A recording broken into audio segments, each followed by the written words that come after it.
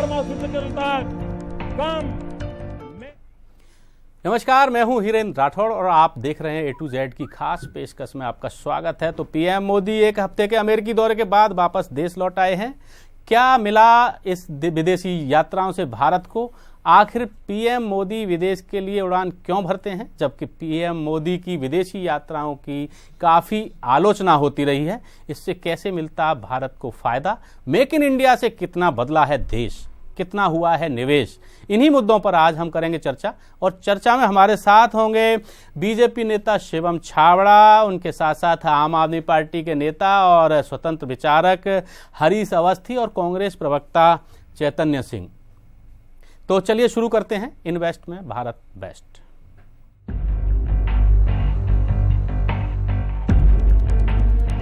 Chemical से लेकर के फार्मास्यूटिकल तक कम। Make in India. प्रधानमंत्री नरेंद्र मोदी अमेरिका का दूसरा दौरा करके वापस आए हैं। कई दिग्गज कंपनियों के साथ बैठक भी हुई है और भारत आने का न्योता भी दिया है। इस बीच भारत के मेक इन इंडिया प्रोग्राम के लिहाज से खुश करने वाली खबर आई है। अब एफडीआई में भारत ने चीन और अमेरिका को पछाड़ दिया है। कैसे पछाड़ा है भारत ने इन दिग्गजों को, देखिए इस रिपोर्ट में। कल पुर्जों के शेर की दहाड़, हिट हुआ मेक इन इंडिया। मैं आज लाल किले की प्राचीर से विश्व भर में लोगों से कहना चाहता हूं, कम मेक इन इंडिया। आइए हिंदुस्तान में निर्माण कीजिए। ऑटोमोबाइल से लेकर के एग्रो वैल्यू एडिशन तक come make in India. Paper हो या plastic, come make in India. ताकत है हमारे देश में। आइए, मैं निमंत्रण देता हूं। 15 अगस्त 2014 को पीएम मोदी ने दिया था दुनिया को न्योता मेक इंडिया का, जो अब अपनी रफ्तार पकड़ चुका है, अपने परवान पर चढ़ चुका है। अब सवाल ये है कि क्या इनके पीछे पीएम मोदी की विदेशी यात्राएं रही हैं और कुछ और ही है। बहरहाल निवेश के आंकड़े तो यही इशारा करते हैं। जब से मोदी पीएम बने हैं तब से एफडीआई में निवेश बढ़ा है। भारत में निवेश 61% बढ़ रहा है। प्रधानमंत्री नरेंद्र मोदी अब तक 29 देशों की विदेश यात्राएं कर चुके हैं। मोदी की विदेश नीति का अंदाज बहुत ही दिलचस्प रहा है।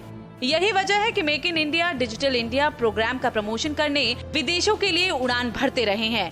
और अब प्रधानमंत्री नरेंद्र मोदी का हफ्ते भर का अमेरिका दौरा संयुक्त राष्ट्र सुरक्षा परिषद में सुधार की मुहिम को तेजी, डिजिटल इंडिया अभियान को तकनीकी में और दिग्गज कंपनियों का समर्थन से देश की सशक्त भूमिका जैसी उपलब्धियों के साथ खत्म हो चुका है। पीएम मोदी ने वहां पर एक बार फिर से निवेशकों को भारत बुलाया है। कल पुर्जों का शेर अब दहाड़ने लगा है। 2015 की पहली छमाही में भारत विदेशी निवेशकों की पहली पसंद बन गया है। भारत में विदेशी निवेशकों के बढ़ते रुझान के चलते एफडीआई निवेश में भारत ने चीन को पछाड़ दिया है। इस साल भारत में अब तक $31 अरब एफडीआई निवेश हो चुका है, जो चीन से $3 अरब ज्यादा है। लंदन से प्रकाशित होने वाली बिजनेस पत्रिका फाइनेंशियल टाइम्स ने आंकड़ों के हवाले से कहा है कि जनवरी से जून के बीच भारत में प्रत्यक्ष विदेशी निवेश $31 अरब, जबकि चीन में 28 और अमेरिका में $27 अरब रहा। इसके अलावा WEF के ग्लोबल कॉम्पिटिटिव इंडेक्स में भारत 71वें से 55वें नंबर पर पहुंच गया है।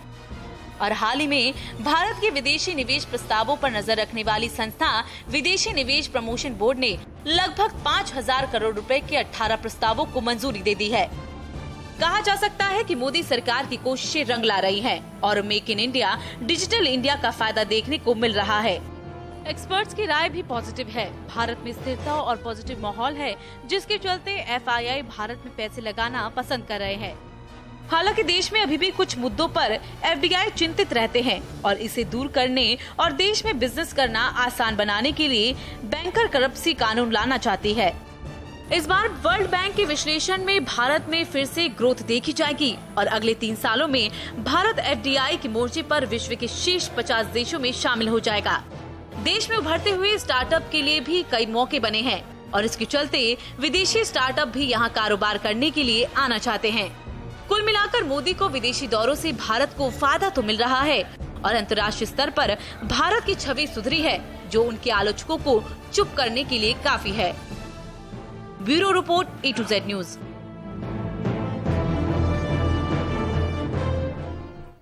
तो ये थी अब तक की एक रिपोर्ट जिसमें बताया गया है कि प्रधानमंत्री नरेंद्र मोदी के विदेश दौरों से भारत को फिलहाल क्या मिला है। और हमारे साथ चर्चा के लिए मेहमान जुड़े हुए हैं। बीजेपी से शिवम छाबड़ा, आम आदमी पार्टी से हरीश अवस्थी, विचारक भी हैं स्वतंत्र, और उनके साथ साथ चैतन्य सिंह, कांग्रेस प्रवक्ता। हरीश जी, आपके पास सबसे पहले मैं आना चाहूँगा। जिस तरीके की आपने रिपोर्ट देखी है हमारी, इसमें बहुत सारी चीज़ें हैं, मेक इन इंडिया है, आप क्या कहेंगे, क्या लग रहा है? मुझे टोटल गवर्नमेंट स्पॉन्सर्ड रिपोर्ट लग रही है जी, क्योंकि धरातल पर आप मुझे बताइए कि पिछले 1.5 साल में पहली बार कल कुछ रिजर्व बैंक के गवर्नर ने पहली बार कल कुछ डिलीवर किया है रेपो रेट को कम करके। अदरवाइज पिछले 1.5 वर्षों में एक भी क्षेत्र आप मुझे ये बताइए जहां पर कि कुछ सार्थक डिलीवरी हुई हो। ठीक है, योगा को अंतर्राष्ट्रीय मंच पर लाना, लेकिन उससे हमारी आर्थिक स्थिति में कोई फर्क नहीं पड़ा। ठीक है, वो देश के लिए गौरवान्वित होने वाली बात है। संघ की विचारधारा है, संघ की प्रार्थना में अक्सर एक चीज कही जाती है, परम वैभव की ओर राष्ट्र को ले जाना। क्या परम वैभव की ओर राष्ट्र को ले जाने के लिए अभी अरविंद केजरीवाल ने एक नारा दिया है कि पहले मेक इंडिया कीजिए, मेक इन इंडिया तो अपने आप हो जाएगा। और ये एक साधारण सा सिद्धांत है। जब डॉक्टर हेडगेवार ने 1925 में संघ की स्थापना की थी तो उन्होंने मेक इंडिया ही शुरू किया था, मेक इंडिया, और 90 वर्षों से मेक इंडिया का उनका प्रोसेस सुबह की संघ की शाखा से चल रहा है आज तक निरंतर। लेकिन मोदी जी ये बेसिक सिद्धांत भूल गए हैं कि मेक इंडिया के बिना मेक इन इंडिया कैसे संभव है, और मेक इन इंडिया के बिना मेक इंडिया कैसे संभव है। मेक इन इंडिया तो स्वाभाविक हो जाएगा अगर आप देश में अच्छी शिक्षा दे रहे हैं। आपने शिक्षा व्यवस्था में कहीं पिछले 1.5 वर्षों में रत्ती भर भी, जो बेसिक मतलब शिक्षा की बात है, कहीं सुधार की बात की है, सुधार करने की कहीं कोई पहल की है? क्या आपने वहां पर जो मल्टीपल यानी मल्टी लेवल जो एजुकेशनल सिस्टम है उसमें रत्ती भर भी सुधार की आवश्यकता की है? शिवम, रत्ती भर भी सुधार नहीं हुआ है, ऐसा हरीश अवस्थी जी कह रहे हैं, और कह रहे हैं कि ये जो है मेक इंडिया कीजिए, मेक इन इंडिया तो हो जाएगा। देखिए, मैं हरीश अवस्थी जी बहुत ही पुराने और बड़े सीनियर पॉलिटिशियन हैं।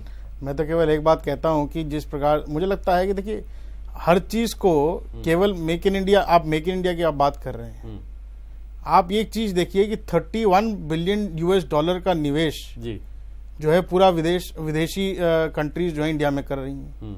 क्या ये सामान्य स्थिति है जी? क्या ये सामान्य बात है? आप इस चीज से कल्पना करें कि अगर वो यहाँ निवेश करती हैं तो यहाँ के युवाओं को, यहाँ के लोगों को रोजगार मिलता है। यहाँ के जब जिस चीज का मैन्युफैक्चरिंग इंडिया में रहेगा, यहाँ के कारखाने यहाँ रहेंगे, यहाँ चीजें बनेंगी, तो निश्चित रूप से यहाँ के लोगों को रोजगार मिलेगा और यहाँ की देश की बढ़ोतरी होगी जी। ये एक मूल सिद्धांत है। अब आप मेक इंडिया की बात करें, मेक इन इंडिया की बात तो एक ही है।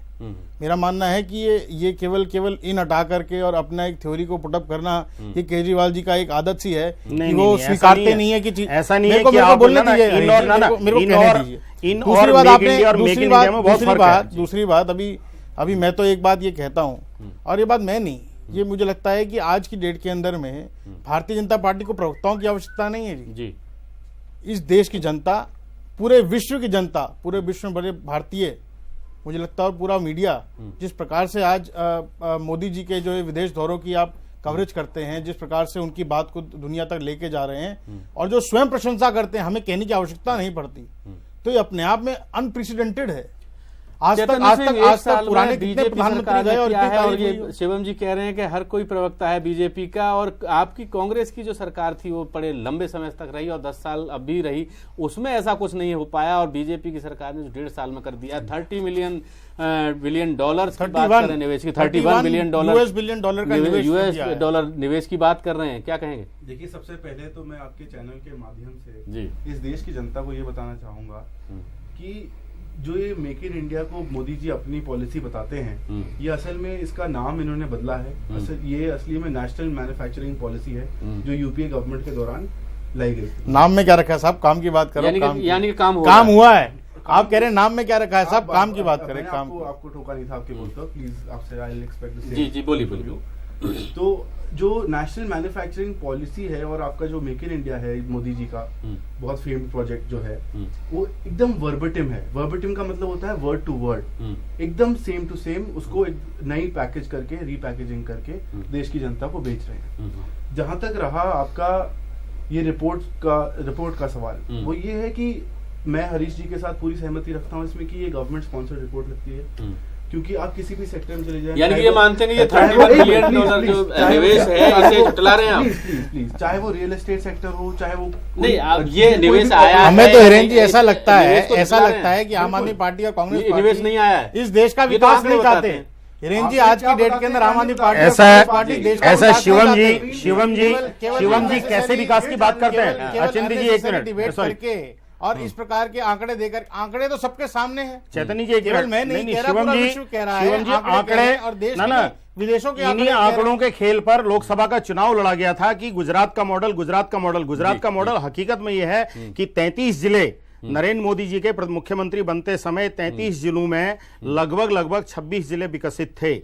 नरेंद्र मोदी जी के मुख्यमंत्री काल में 11 जिले पिछड़े हुए। ये गुजरात का प्लानिंग कमीशन कहता है, ये भारत सरकार का प्लानिंग कमीशन कहता है।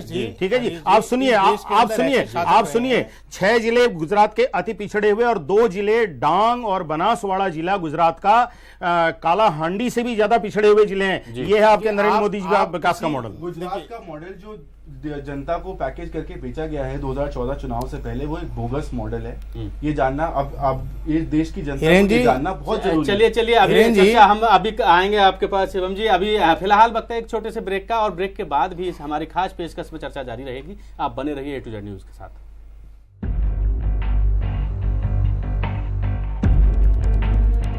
केमिकल्स से लेकर के फार्मास्यूटिकल तक, come make in India.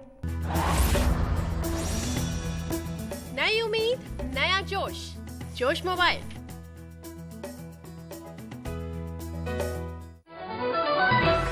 Watch your favorite A to Z news channel just a click away. Log on to www.atozNewsChannel.com.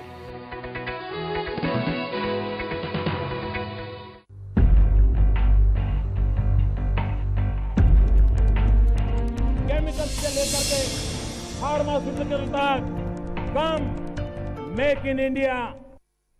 Break के बाद फिर से आपका स्वागत है हमारी खास पेशकश इन्वेस्ट में भारत बेस्ट। और फिलहाल आपको सुनवाते हैं कि प्रधानमंत्री नरेंद्र मोदी जी के अमेरिका दौरे पर VHP के वरिष्ठ नेता सुरेंद्र जैन ने क्या कहा। प्रधानमंत्री उनको जिस प्रकार का रेस्पॉन्स मिला है वह स्वागत योग्य है। जिस प्रकार की लोकप्रियता, जिस प्रकार की स्वीकार्यता और जिस प्रकार के उनको वहां पर स्वागत हुआ है वह अद्भुत है, अतुलनीय है। आज तक भारत के किसी प्रधानमंत्री को इस प्रकार की स्वीकार्यता अमेरिका की धरती पर नहीं मिली जो मिल रही है। हम मोदी जी को सलाह देते हैं, पुतिन साहब ने जो निमंत्रण दिया है विश्व की सभी आतंकवाद से पीड़ित देशों को कि हम एक साझा रणनीति तैयार करें आतंकवाद को समाप्त करने के लिए, इस पर भी उनको ध्यान देना चाहिए, क्योंकि अमेरिका आतंकवाद के विरोध में भारत का विश्वस्त साथी कभी सिद्ध नहीं हुआ। रूस हमेशा सिद्ध हुआ है।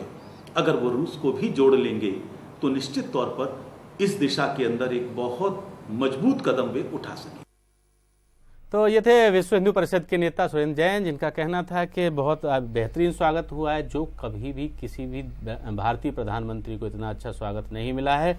और फिर से हरीश जी आपके पास के इतना बढ़िया स्वागत मिला, इतना अच्छा स्वागत मिला, सारा देश देख रहा है, सारे बाकी के देश देख रहे हैं। तो और कहीं ना कहीं जिस तरीके से अभी तक के जितने भी प्रधानमंत्री रहे, कम से कम उन्हें ऐसा स्वागत नहीं मिला। मेरे मित्र शिवम जी व्यापारी हैं, मैं भी एक छोटा सा व्यापार करता हूं जी। जब हम किसी से कोई ऑर्डर लेने जाते हैं कोई अपने बिजनेस का जी, तो हम उसका बहुत ज्यादा स्वागत करते हैं। जब कोई हमसे बिजनेस लेने आता है तो हम भी उसका स्वागत करते हैं। नरेंद्र मोदी जी वहां केवल अपना स्वागत कराने नहीं गए थे। नरेंद्र मोदी जी क्या खुलासा करेंगे कि कितने लाख करोड़ की डील हुई है हेलीकॉप्टर्स की अमेरिका के साथ जी, ठीक है नहीं। और अमेरिका प्योरली एक व्यापारी है। नरेंद्र मोदी जी ने चुनाव प्रचार में अपने को भी कहा था, मैं भी गुजराती हूं तो प्योरली व्यापारी आदमी हूं। तो नरेंद्र मोदी जी भी जानते हैं कि व्यापार क्या चीज है, और व्यापार की ही वो एक व्यापारी की हैसियत से ही देश को चला रहे हैं, न कि एक देश प्रेमी या राजनीतिज्ञ की हैसियत से, ठीक है नहीं। तो स्वाभाविक है उनको जो भी स्वागत मिला है वो एक व्यापारी की हैसियत से और व्यापारियों ने दिया है। शिवम जी, व्यापारी की हैसियत से स्वागत मिला है। ये बहुत ही अनफॉर्चुनेट है कि आम आदमी पार्टी की ऐसी थिंकिंग है कि नरेंद्र मोदी जी देश के प्रधानमंत्री हैं और विदेश जाते हैं तो व्यापारी की सोच लेकर के जाते हैं। मैं ये पूछना चाहता हूं इनसे कि प्रधानमंत्री फ्रांस गए, मैं आपको इंसिडेंट बता रहा हूं, प्रधानमंत्री फ्रांस गए जी, फ्रांस जाकर के राफेल के जो फाइटर जेट्स हैं उसकी जो भारत उसको खरीदना चाहता था वो बहुत समय से पेंडिंग थी, हम उसको खरीद नहीं पा रहे थे क्योंकि बीच में कमीशन कुछ जो उसको मीडिएट कर रहे थे उनको वो भारत को बहुत एक्सपेंसिव पड़ रहे थे। तब कांग्रेस की सरकार थी, तब कांग्रेस की सरकार थी, तो बहुत एक्सपेंसिव पड़ रहे थे। मोदी जी जब फ्रांस गए, फ्रांस के प्रधानमंत्री से उन्होंने बातचीत करी और बहुत ही रैक रेट पर भारत ने जो है करीब करीब 2 दर्जन और 3 दर्जन जो है राफेल के एयरक्राफ्ट खरीदे। तो ये सामान्य स्थितियां नहीं है। चैतन्य, कांग्रेस की सरकार में जो चीजें महंगी मिल रही थी और बीजेपी की सरकार आई, प्रधानमंत्री खुद गए और सस्ती मिली है। मैं आपको बताता हूँ, सबसे पहली बात यह है कि जहां तक रहा प्रधानमंत्री जी के स्वागत का सवाल या जो मुद्दा है वो ये है, उसकी असलियत ये है कि जब प्रधानमंत्री जी न्यूयॉर्क में लैंड किए तो उनको लेने कोई यूएस का स्पेशल ऑनवॉय नहीं आया था, एक म्यूनिसिपल काउंसलर जी और एक हमारी इंडियन एम्बेसी के एक ऑनवॉय गए थे उनको लेने के लिए। तो जहां तक रहा उनका बहुत बराक ओबामा गए थे, मैं एक बार याद दिलाना चाहता हूँ, एयरपोर्ट नहीं गए थे, स्वयं एयरपोर्ट गए थे Barack Obama, airport red carpet welcome दिया था। आप क्या बात कर रहे हैं? आप आपके फैक्ट्स ठीक करिए, आपके फैक्ट्स देखिए ना, दिखा रहे हैं बराक ओबामा, स्वयं बराक ओबामा जो है एयरपोर्ट गए, प्रधानमंत्री को उन्होंने रिसीव किया और जिस प्रकार से उनके वो गले लगे, जिस प्रकार से उनकी हार्मोनियस वेलकम था, तो आप ये ऐतिहासिक है, दिस इज अनप्रेसिडेंटेड। और ये मैं नहीं पूरा व्यापार है। मैं आपका राफेल डील पे जो सवाल था उसका जवाब दूंगा। राफेल डील जो थी वो यूपीए यानी कि ये मानते हैं कि स्वागत तो सही हुआ, बराक ओबामा अगर देश का सर्वोच्च नेता किसी भी देश का, पहले भी होता रहा है, पहले भी होता है, आज तक कब हुआ? मनमोहन सिंह हिरेन जी, मनमोहन सिंह, आप मुझे बताइए ना, मनमोहन सिंह भी तो यूएस गए थे, उनका किस प्रकार से स्वागत हुआ था? 10 साल जब प्रधानमंत्री मनमोहन सिंह जी रहे वो भी गए थे, तब नेतृत्व क्षमता है। अमेरिका इस बात से घबराया हुआ है कि जिस प्रकार से भारत का आज जो नेतृत्व क्षमता है, जो शक्ति है, क्या जवाब उससे वो घबराया हुआ है। और निश्चित रूप से इसका जवाब मैं देता हूँ इसका जवाब। भारतीय जनता पार्टी के जो प्रवक्ता हमारे साथ बैठे हैं, एक ऑब्वियस सी बात है कि वो अपने पक्ष को रखेंगे, अपनी बात बोलेंगे कि बहुत अच्छा वेलकम था, स्वागत था। लेकिन वो तो आए हैं ना, नहीं, ये चित्र कह रहे हैं, वहां के लोग कह रहे हैं, ये आपको आप जाके देखे ना, आप देखिए किस प्रकार। ये तो मैं तो हो सकता है कि मैं अपनी पार्टी का पक्ष रखता हूँ, बिल्कुल, टीवी चैनल तो पार्टी का पक्ष नहीं रखते। जाके वहां पे मीडिया को देखिए, भारत का मीडिया हो सकता है कि मोदी जी का बायस हो सकता है, परंतु जिस मीडिया ने, जिस यूएस मीडिया ने जो मोदी को क्रिटिसाइज करता था, उसको रॉकस्टार प्राइम मिनिस्टर का दर्जा वो देता है। जिस प्रकार के लोग वहां पे इकट्ठा होते हैं, मेडिसन स्क्वायर जाइए तो इतने लोग इकट्ठा हो जाते हैं।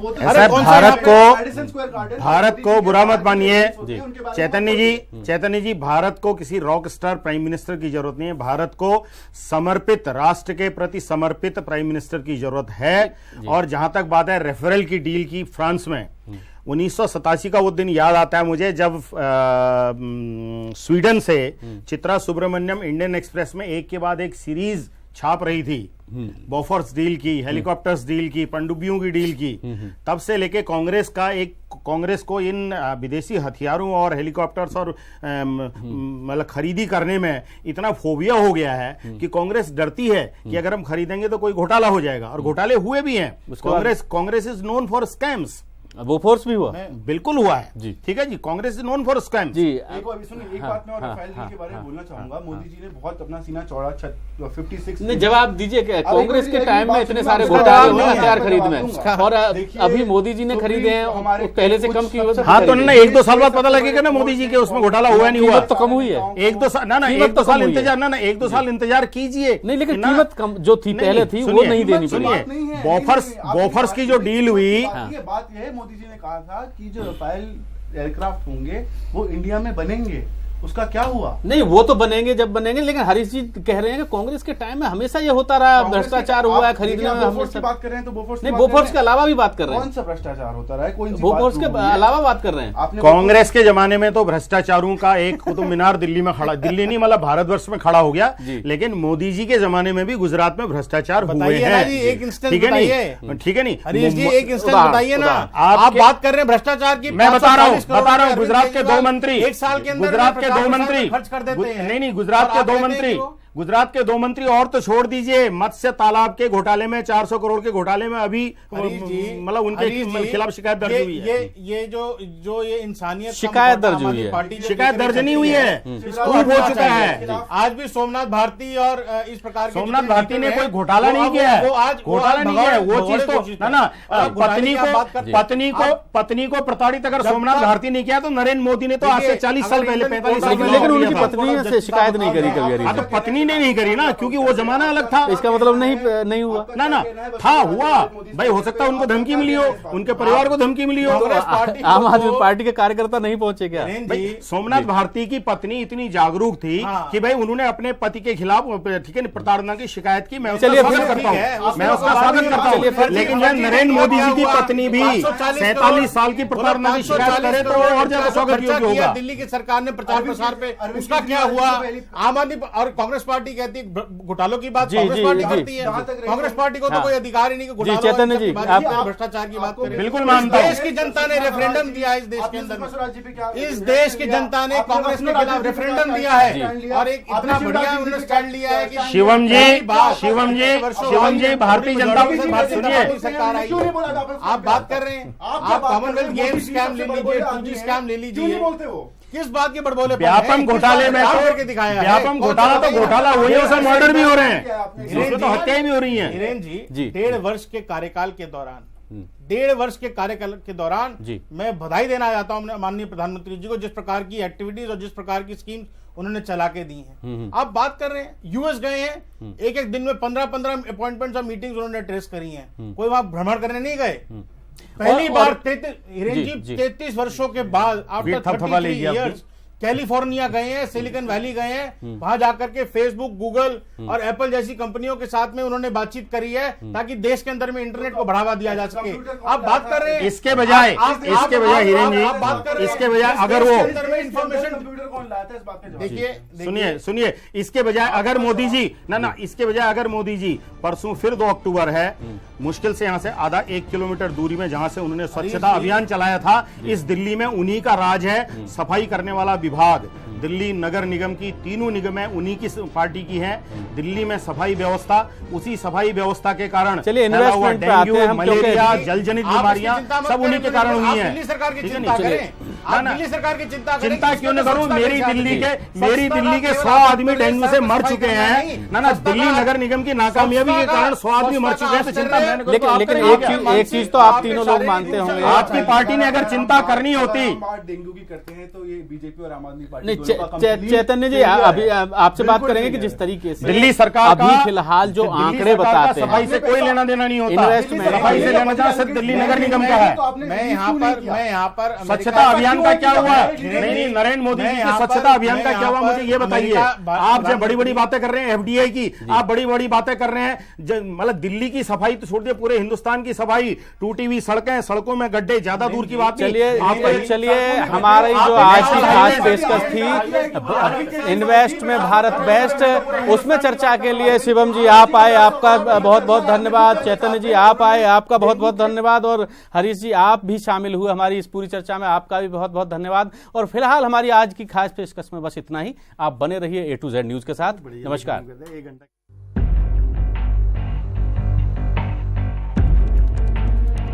केमिकल से लेकर के फार्मास्यूटिकल तक, कम मेक इन इंडिया